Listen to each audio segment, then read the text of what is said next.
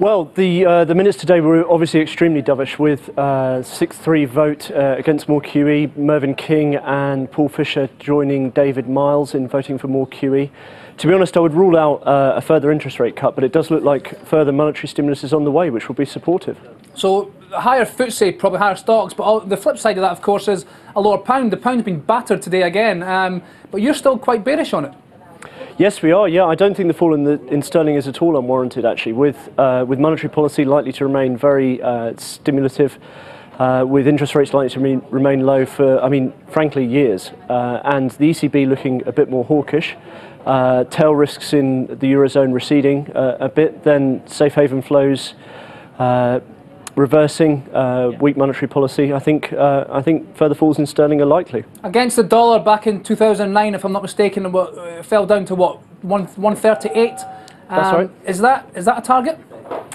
I'm not sure I'd call it a target. I mean, I wouldn't think it would go that low, but certainly lower from where it is here.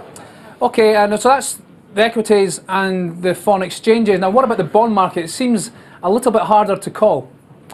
Yeah, I think that's right, because you've got the Bank of England essentially committing to keep interest rates low for the foreseeable future, even if inflation runs above target. So no interest rate increases coming, at least until 2015. We think 2016.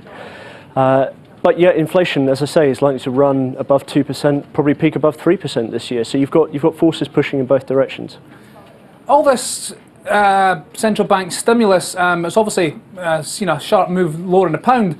That's not done much good for the UK economy, has it? The trade balance is still pretty dire. There's no growth. I'd have to disagree with you there a bit. I think the fall in sterling originally did do quite a lot to the trade balance. So it fell by more than half from before the crisis to mid-2011. That was until the Eurozone crisis really kicked off in the summer, towards the end of 2011 and then through the summer of 2012.